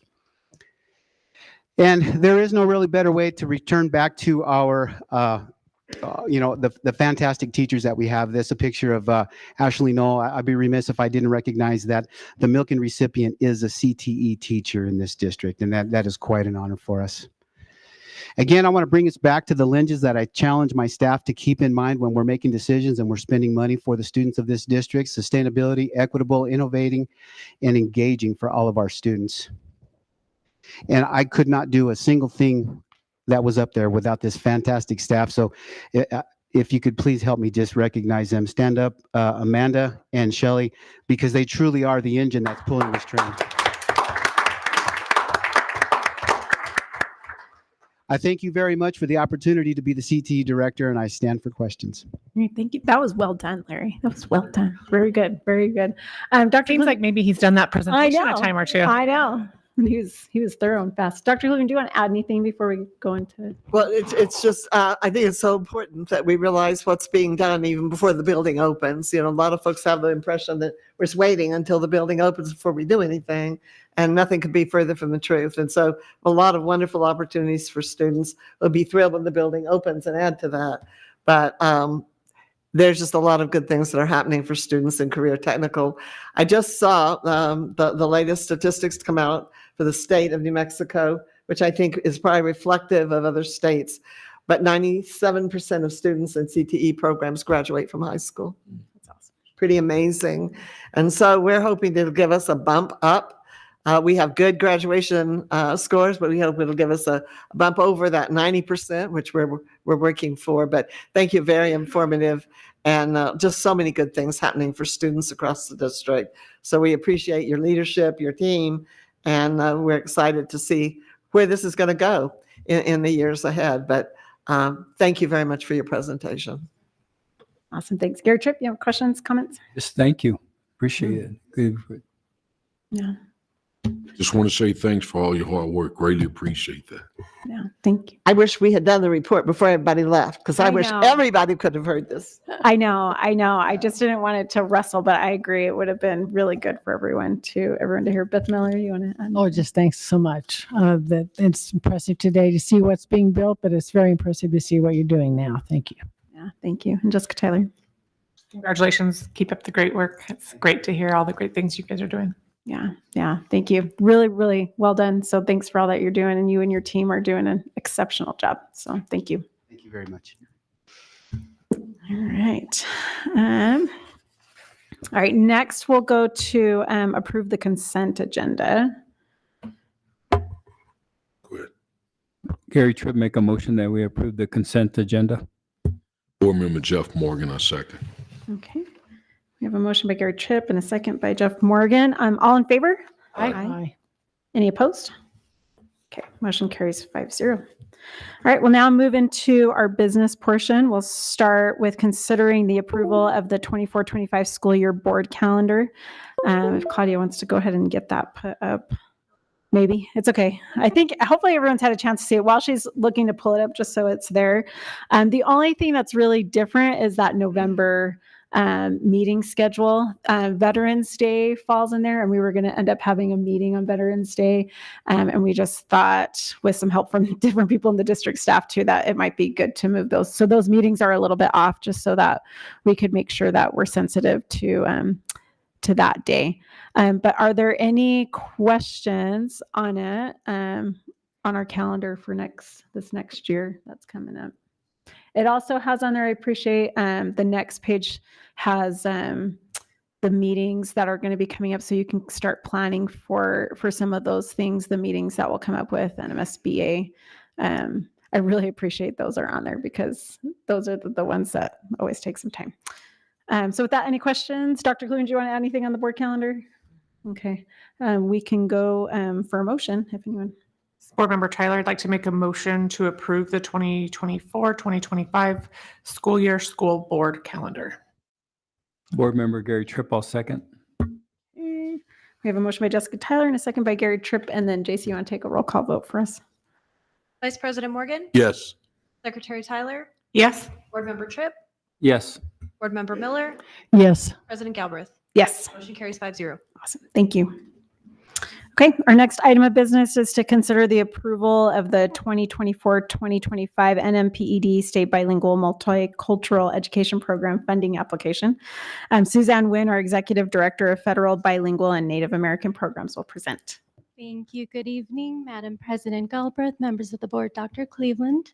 I am pleased to bring before you tonight next school year's bilingual multicultural education programs funding applications to include Maggie Cordova, Puesta del Sol Elementary, Eagle Ridge Middle School, Lincoln Middle School, Rio Rancho High, and Visu Cleveland High School. We offer the following language program models at the elementary schools, grades K through 2, that's the dual language program model, a minimum of 3 hours per day in the target language of Spanish. And we additionally offer heritage and enrichment program models, which range from a 1 to 2 hour program at all of the schools named above, grades 3 through 5. And if you can recall the numbers from last year compared to what I've submitted for this year, we have a significant increase in numbers. And that's because the New Mexico Public Education Department has selected us as one of the pilot districts to expand the language programs offered within the BME Act, the Bilingual Multicultural Education Act, and following with that, the rules and regulations, of course. So with that, we are also able to add American Sign Language, Chinese, Mandarin, French, German, Italian, Latin, in addition to the Spanish that we currently offer. So that brings our total number of expected participants for next school year to 3,055 students. So a significant increase. And I just want to note that this is not to be confused with our New Mexico State Seal of Bilingualism, Biliteracy. We continue to offer that distinction on diplomas, and we've been issuing that since 2017, and to date we've issued 150 in the following languages: Spanish, Chinese, French, German, Italian, Latin, and we're hoping to add American Sign Language to that this year with the class of 2024. We have some students who just tested, so we'll see if they are proficient in ASL. And additionally, aside from this funding application, we also offer Navajo language for our high school students in partnership with the Institute of American Indian Arts. And we also offer the Tamaya Language and Culture Program for students from the Pueblo of Santa Ana. I stand for any questions you may have. Okay. Dr. Cleveland, do you want to add before we go to questions? just a lot of time and effort goes into this, and so I appreciate the time and effort that you've put. We really firmly believe that children who have an opportunity to speak more than one language, it's a wonderful economic tool for them, and it's just a really important part of an education. I wish more of our students took a foreign language because it is so important. Very interesting. Some of the most recent medical studies in the American Medical Association Journal says that people who can speak a second language have dramatically increased protection against the dementias. And I think that's just an amazing thing. But apparently the brain finds different ways to process information. And so it gives people more protection. But I just think that's fascinating. But we've always known that people who can speak more than one language really have an incredible asset. And so we appreciate having the support and the funding, and we appreciate the teachers. It's getting harder and harder to find teachers who are trained to teach foreign language, and I don't think that's a really good thing. We struggled a couple of years ago. I couldn't imagine this, but we struggled a couple of years ago to find a Spanish teacher for Cleveland High School in a state like New Mexico. Just to me, that's just it's not a really good comment on language development. We continue to work on that, and we value it. So thank you for your hard work and time on putting in this application, and the funding is put to very good use. Thank you. Jessica Tyler, any questions? No questions. Thank you so much. Beth Miller? No questions. Thank you. Okay. Jeff Morgan? I'm good. No questions. No Thank que- you. Yeah, and Gary Tripp? No questions. Thank you very much. Hold on. I do have a question really quick. Mhm. So, and this can be answered later. This doesn't have to necessarily be, but that bilingual at Puesta, and then we have bilingual at Maggie Cordova, I believe. Are those programs pretty similar, or are they? They are? Okay. That's why I was because it's been brought up a lot. And so I was just kind of curious. They run very similarly, the two different programs. They are. They're identical to one another. Okay. For a while, our programs really declined. We were getting really worried we were going to have them with lack of interest. We've seen that turn around now, and then we're seeing renewed interest. So that's really positive. And again, we think that's a really important part of public education. Awesome. Thank you. Board Member Jeff Morgan, I make a motion to approve the 2024-2025 New Mexico PED State Bilingual Multicultural Education Program funding application. This is Board Member Tyler. I'll second. I should let you do that, Jessica. Yeah. All right, it's a mouthful. We have a motion by Jeff Morgan and a second by Jessica Tyler. And then JC will take a roll call vote for us. Vice President Morgan? Yes. Secretary Tyler? Yes. Board Member Tripp? Yes. Board Member Miller? Yes. President Galbraith? Yes. Motion carries 5-0. Awesome. Thank you so Thank much. you. Thank you. Thank you, Susan. All right. Our next item, consider the approval of RFP number 2024-020-ATH Athletic Apparel. And Michael Madrid, our Director of Purchasing and Chief Procurement Officer, will present. For President Galbraith, Superintendent Dr. Cleveland, and members of the board, the request for this afternoon is a multiple award for athletic apparel be issued to BSN Sports in Riddle. This was a collaborative effort amongst the two high schools. We reached out to leadership at Rio Rancho High School and to Cleveland High School. We engaged the principals at each location. We engaged the athletic directors, the coaches, and any other individuals that have an interest with the athletic programs. And we also engaged Mr. Todd Resch as the executive director and overall leadership for the athletics. The district received 3 responses. BSN Sports, one of the recommended firms, has significant presence in New Mexico. In the past, we were piggybacking Roswell Public Schools contract, and we decided that, well, let's go ahead and initiate our own so we can establish our own criteria, ensure that the needs of our athletic programs are being met. And so we decided to make a recommendation for these folks. They represent a significant number of manufacturers as it relates to athletic apparel. Yeah, they represent Nike, New Balance, Under Armour, just to mention a few. The other company that we're recommending is Riddle. Riddle provides inspections and reconditioning of the football helmets. We do this on an annual basis. They've been doing it for a period of time to ensure the overall safety for the athletes, making sure that the equipment is meeting the safety standards required. As I said, both entities, both vendors have significant experience with the district. And with that, I'll stand for any questions. Any questions from the board? Any questions? Dr. Cleveland, anything you want to add? I don't have anything to add. Okay. Go for a motion.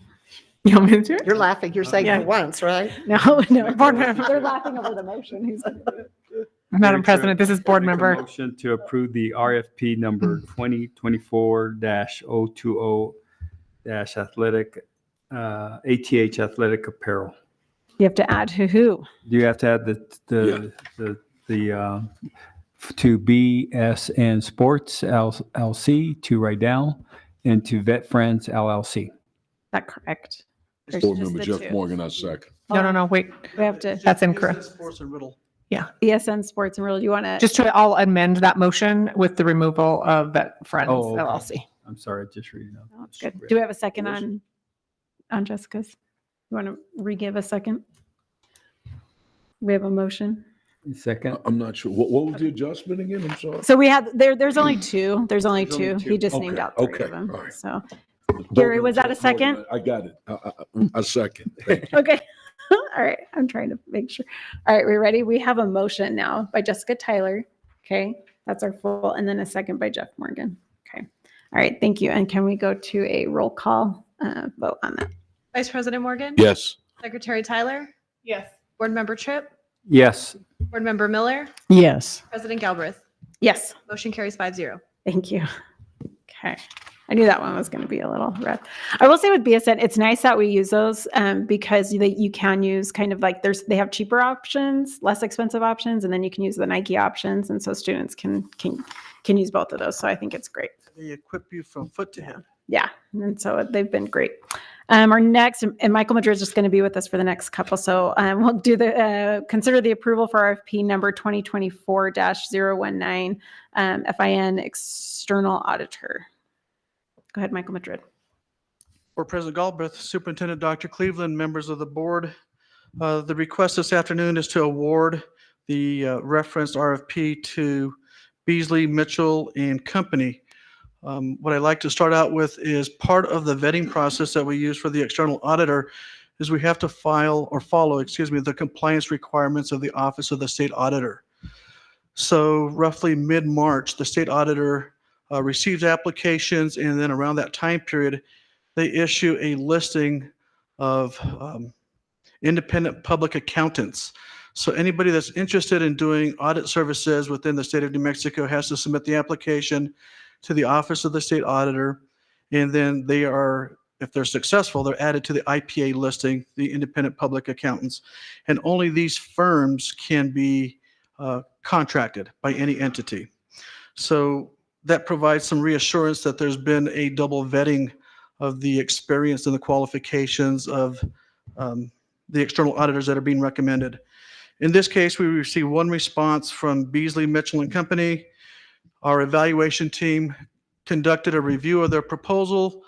We verified the information that they provided and compared that against the requirements of the RFP. We felt comfortable with that. We scored the solicitation. The recommendation by the evaluation committee was presented to the audit committee on April the 15th. And before you this afternoon is the recommendation from the audit committee approving the evaluation committee's recommendation to award this procurement for external audit services for Beasley, Mitchell and Company. Any questions from the board? Okay. We'll go for a motion. Oh, I'm sorry, board member. I Yes. apologize. I do want to also mention that we did take the position because of past concerns. We reached out to the audit firm and we're going to be negotiating some criteria within their contract. This was presented to the audit committee, but I wanted to let the board members know in case you guys, some of the folks weren't part of that. So there's 3 bullets that are part of your board memo. It says all presentations made to Rio Rancho Public Schools board, audit committee, and Rio Rancho leadership will be conducted in person unless prior arrangements have been made. We value direct interaction and believe that in-person presentations foster clearer communication and understanding. The second negotiated item is any and all reports and or documents pertaining to the audit must be submitted at least 1 week in advance unless prior arrangements have been made with the district. This advanced submission allows the Rio Rancho stakeholders sufficient time to review the materials thoroughly and engage in meaningful discussions during the presentations. And then the last requirement is all assigned personnel who have oversight to any of the sections of the presentation shall be available for discussion in any in-person presentations. We expect full participation from the teams to address any queries or concerns that may arise. The firm that we're recommending has 2 offices, one in Las Cruces and one in Albuquerque, so we feel that they can meet these requirements. Thank you. Dr. Clem, did you want to add anything before we go to vote? No, I think, well, just one quick comment. I think we've had the conversation. It's kind of ironic. It's often the auditors that fault us when we only have one response, and they like to see more competition for things. So I hope that we can continue to get the word out and see if we can get more people to respond. But that was part of the conversation with the audit committee I think I would like to share. Yeah, thank you. Thank you for that. Madam President, this is Board Member Tyler. I'd like to make a motion to award RFP number 2024-019-FIN External Auditor to Beasley Mitchell and Company. Board Member Beth Miller, I second. Thank you. We have a motion by Jessica Tyler and a second by Beth Miller. And JC, if you'll take a roll call vote for us. Vice President Morgan? Yes. Secretary Tyler? Yes. Board Member Tripp? Yes. Board Member Miller? Yes. President Galbraith? Yes. Motion carries 5-0. Awesome. Thank you. All right. And then our next is to consider the approval of RFP number 2024-021-legal services for social media litigation. And once again, Michael Madrid will be presenting. The request for this afternoon is an award to a firm, Melendez and Melendez. I'm just going to go ahead and identify the scope of work that we published within the solicitation. It says Rio Rancho Public Schools seeks to retain the services of a law firm to act as special legal counsel as a contractor to provide advice and legal representation to the district in connection with investigation and possible litigation involving the targeting of social media towards students within the district and the effects of social media use on the Rio Rancho Public School student population.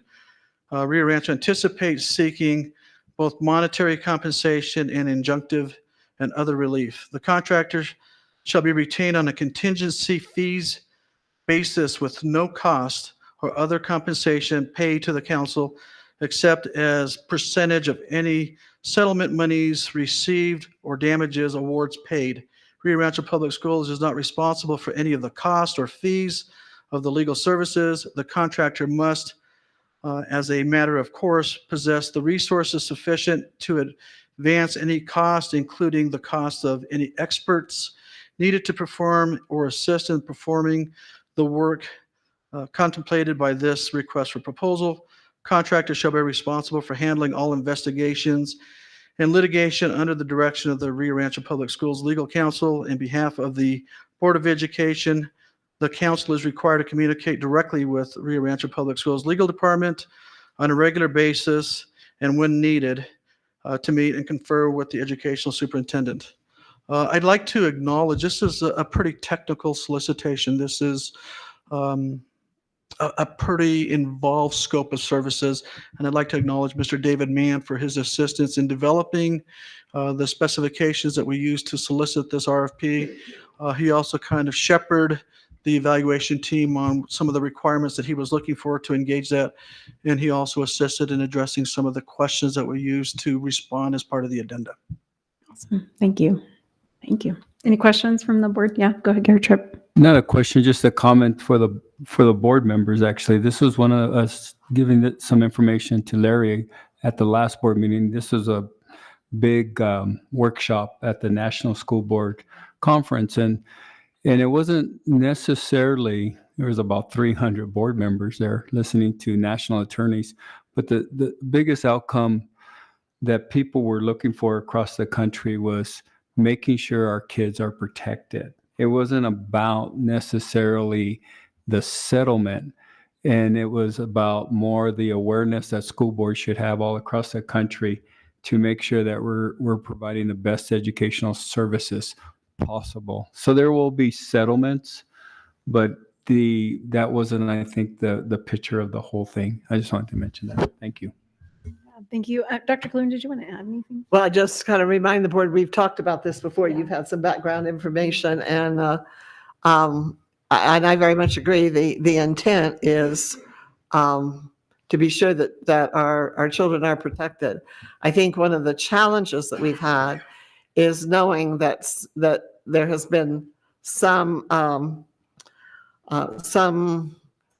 disreputable kinds of things that have been done to entice children into social platforms. A lot of harm and damage has been done, and even when that was shown that it was detrimental to children, not only just did not discontinue it, but continued it, and we saw even more of that behavior. So sometimes, it's sad to have to say, but sometimes you do have to send a financial message. Thing that I've watched with social media, but also with things like vaping, it's the same exact tactics that were used 50 years ago for tobacco use. And so we know exactly the kind of things you have to do to get kids into some things that can be very addictive and very harmful to them. And we have had a lot of feedback from parents in our district about things that have occurred with their own children that have been very harmful on social media platforms. And so it would be wonderful if everybody, including those platforms, would step up and try to have a conversation on what responsible use looks like and how we could all work together to make it safer for our children. So I agree. Number one is the protection of our children, and how we go about that. I'm not sure that we have an answer for that yet, but it is a real problem. And the bullying that occurs on social platforms is often extremely cruel and vicious. And so we're going to encourage our students and our parents to be aware of some of the abuses. For President Galbraith, if I could just mention one other point, the firm that's being recommended also has an engagement with Albuquerque Public Schools. So they're also working with them. So there's some lessons learned that they've already gone through that could benefit our district. Okay, that's good to know. Thank you. Thank you. Madam President, this is Board Member Tyler. I'd like to make a motion to approve the award for RFP 2024-021 legal for legal services for social media litigation to Melendrez and Melendrez PC. Board Member Jeff Morgan, a second. A motion and a second. JC, can you take a roll call vote for us? Vice President Morgan? Yes. Secretary Tyler? Yes. Board Member Tripp? Yes. Board Member Miller? Yes. President Galbraith? Yes. Motion carries 5-0. Thank you. Thank you. Thanks. All right, our last item is to consider the naming of the CTE complex. Carl Leppelman, our Chief Academic Officer, will present. Mr. Lepperman. We're ready for you. I promised Michael Madrid 7:30, and we're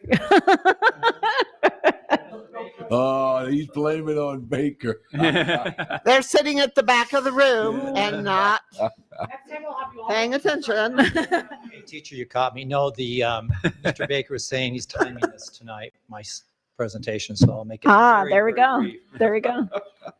We work well together, as you can see. President Galbraith, members of the board, Dr. Cleveland, this is a final item on the board agenda, is that correct? It is.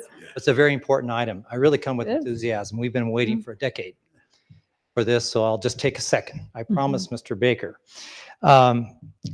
Really, this is, we just toured this complex today, and what an opportunity. It's really becoming a reality, which at times I didn't think was going to happen.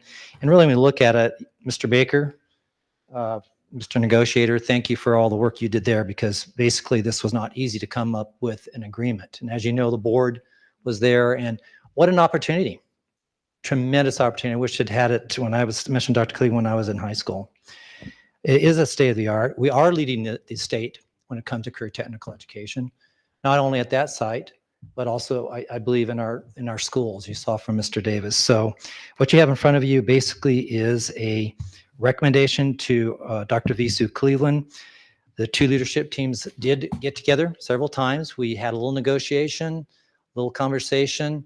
We took the 5 top names that came from the survey, and basically both teams agreed that Rio Tech would be the major complex. So think of it as a large overarching umbrella of that complex.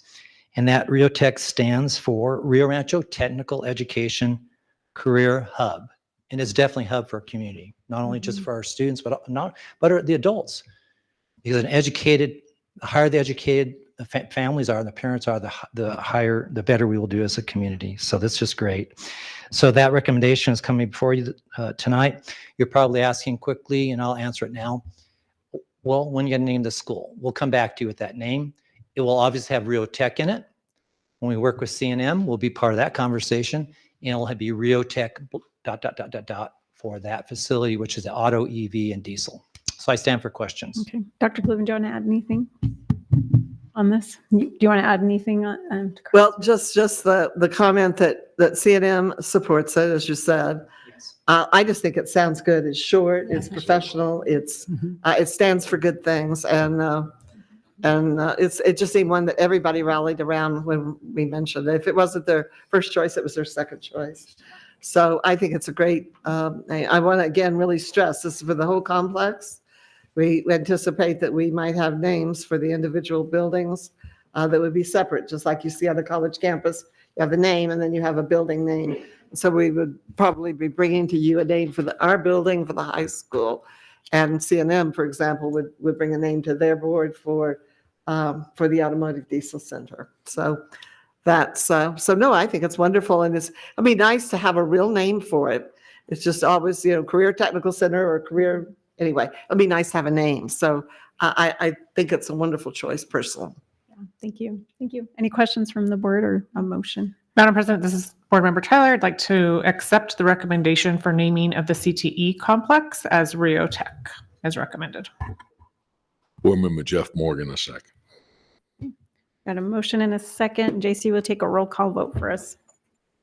Vice President Morgan? Yes. Secretary Tyler? Yes. Board Member Tripp? Yes. Board Member Miller? Yes. President Galbraith? Yes. Motion carries 5-0. Awesome. Thank you. Thank you. Well done. Thank you. And there's some advanced planning come up this Wednesday's the Phoenix dinner over at Rancho. If you're planning to go, please make sure you let Claudia know. And then we have some professional development coming up. We have a whole bunch of dates for finance committee meetings coming up, so please look for those. Also on the calendar are the graduation dates, and JC was able to put those onto everyone's individual calendars too. So please just let us know if you're going to be able to attend those as they're coming up. It's our busy month of May. So with that, thanks everyone for being here, and our meeting is adjourned right at 7:30. All right.